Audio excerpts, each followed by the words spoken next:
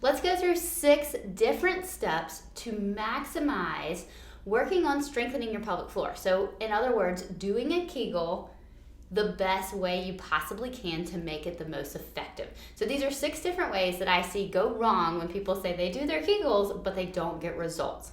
So way number 1 is focusing on both the squeeze and the lift. So I often see women who will simply squeeze but not lift, or lift but not squeeze. So you have lots of pelvic floor muscles, lots of them.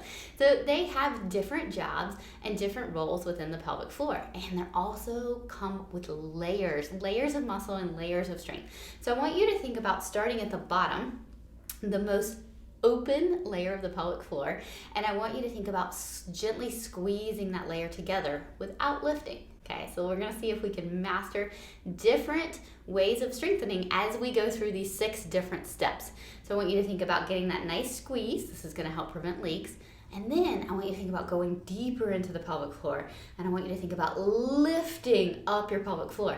And your pelvic floor helps to lift and support your organs. So you're thinking about prevention and help with improving pelvic organ prolapse. All right, so let's master both the squeeze and the lift of the pelvic floor. So this is challenge number 1. Can you squeeze and lift your pelvic floor?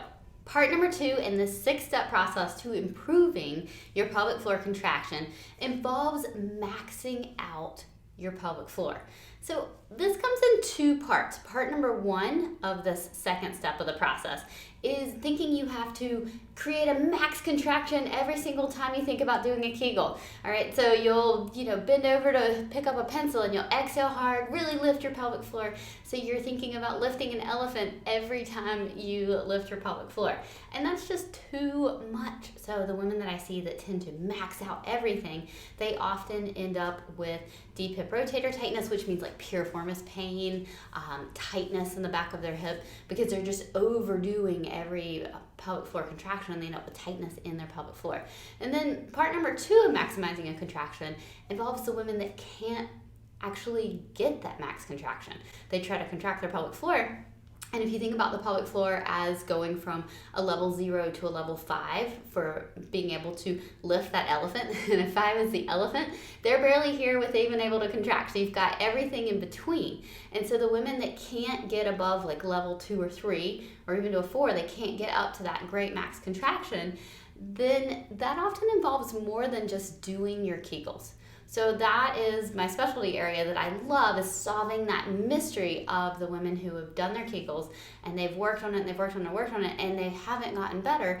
And it's often a fault of the kinetic chain. So what's going on with the rest of the body? So when we look at being able to max out a pelvic floor contraction, be able to really lift and support those organs, be able to stop leaks, that often comes down to alignment. So if your pelvic floor is not aligned in the best way to work with the rest of your body, then it might be causing a difficulty with contracting. So no matter how many Kegels you do, you might not be able to get that max contraction. And we can use the same example when we think about the shoulder blade or the scapula. So if I'm doing a row and I'm strengthening, so we think of a great posture strengthening exercise with pinching our shoulder blades together. If we hunch forward and we have forward head posture and our scapula are tipped up and across our back, and we try to do those scapula squeezes to work on our posture muscles, it's going to be really hard to reach those guys. But if we sit up really tall, have great posture, and then we pinch, you'll feel how much easier it is to pinch those shoulder blades together. Well, the same effect happens at the pelvic floor. When we improve our alignment, we can improve the ease at which we can contract. So it might be something going on in the hip, it might be something going on in the diaphragm, the rib cage, all the way down to your arches to improve your pelvic floor's ability to contract. All right, so mistake number 2 happens with maxing out your contraction.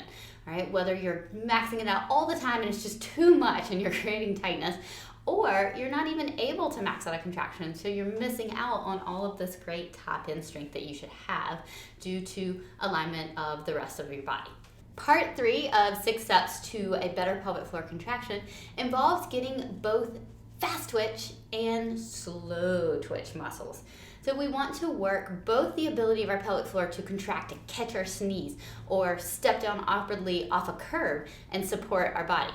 as well as our ability to stand support posture all day long. So the pelvic floor has lots of jobs in the body. It helps us support our spine, SI joint, pelvis. It has lots of roles, so it needs endurance as well as fast ability to contract. So when you think about working your pelvic floor, doing Kegels or doing pelvic floor contractions, you want to do both quick contractions with quick relaxation, as well as steady hold, being able to count to 10, being able to have some endurance with your pelvic floor, and then fully relax after. So you want to be able to contract quickly, relax quickly, and contract for a period of time, and relax for a period of time. All right, so that is your third challenge in the 6-step process to a better Kegel, is see if you can contract your pelvic floor quickly, and see if you can hold a pelvic floor contraction for 10 seconds. Did you find that maybe you're weak? Maybe your contraction starts to drop off after 5 or 6 seconds and you can't hold it for a full 10, then you need to work on endurance. Or if you don't feel like you can contract quickly and then let go quickly, if you still feel like you are holding that residual contraction and you can't let go and then relax, that will be something to work on. So work both the fast and the slow twitch muscles in the pelvic floor. Step number 4 in our 6 steps to a better Kegel involves what part of the pelvic floor you're contracting.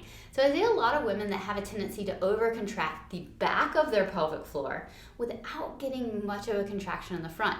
Or worse yet, they'll involve their glutes and their hips and everything out here to try to help them with a contraction.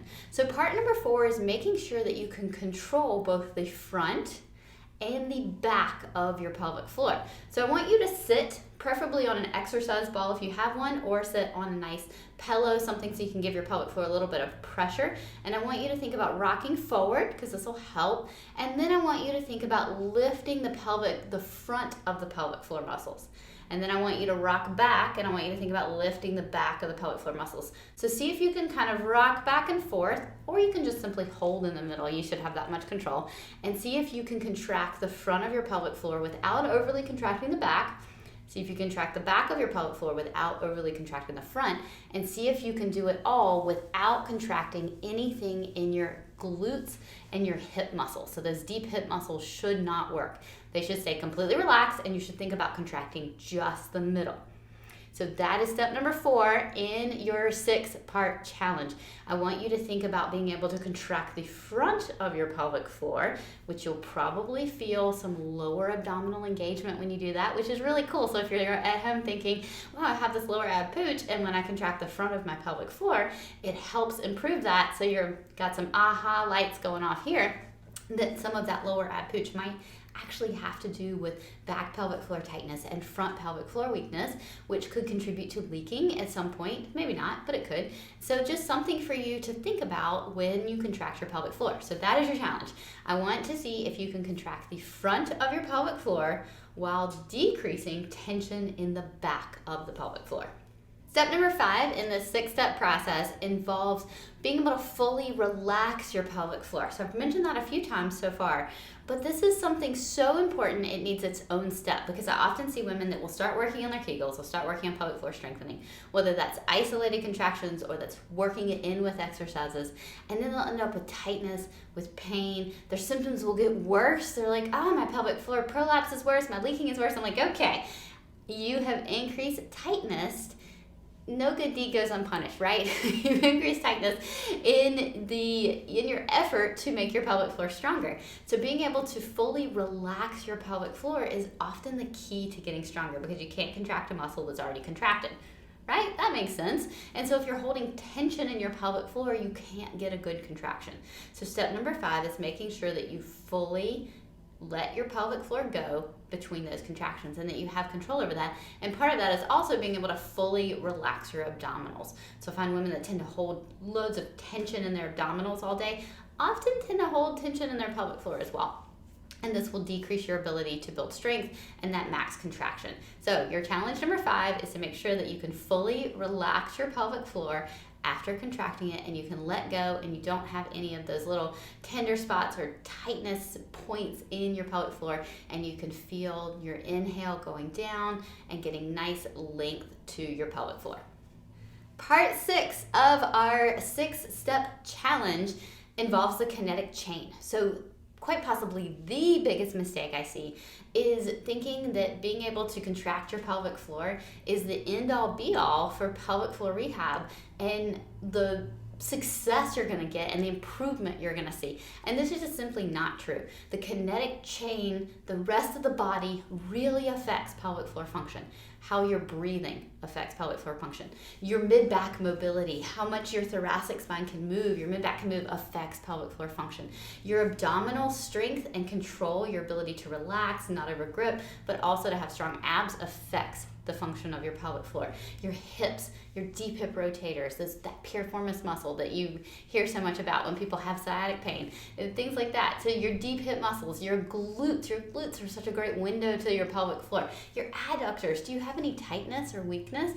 That is also a window into pelvic floor function. So just being able to contract the pelvic floor is just one little piece of this puzzle with seeking pelvic floor improvement. We're going all the way down to what's happening in your arches, because when your arches collapse in, your hips have to overcompensate. When your hips have to overcompensate for your arches collapsing, then you end up with tightness because something's having to overwork. Your hips are your pelvic floor muscles, okay? So they share all these fascial attachments within all the muscles. And so when we think about our obturator internus, obturator externus, piriformis, we're also thinking about that as a pelvic floor muscle as well as a hip muscle.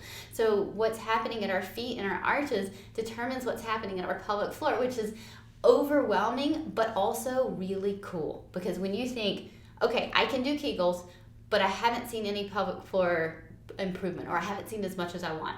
Well, that's probably it. I should throw in the towel. So I'm telling you, no, you should not. The pelvic floor is very complicated, but it also has so much potential to keep peeling back all these layers throughout the body to figure out which one might be if negatively affecting your pelvic floor improvement. Okay, so don't give up. The pelvic floor has lots of room for hope and for improvement. Please get a second opinion. Please learn more about your body. Please be in charge of your own rehab. So there's so many steps that you can take to improve your pelvic floor beyond doing Kegels. But as you learn with the 6-step process that we went through, you need to be able to do a Kegel correctly. And so that also has lots of layers in and of itself. So the human body is an amazing, beautiful thing, but also a complicated thing. But that's part of what makes it so great. All right, so good luck with your Kegels this week. Good luck with your pelvic floor strengthening. And I hope that you had at least one aha moment that you took away from this week that you can help apply to improving your body.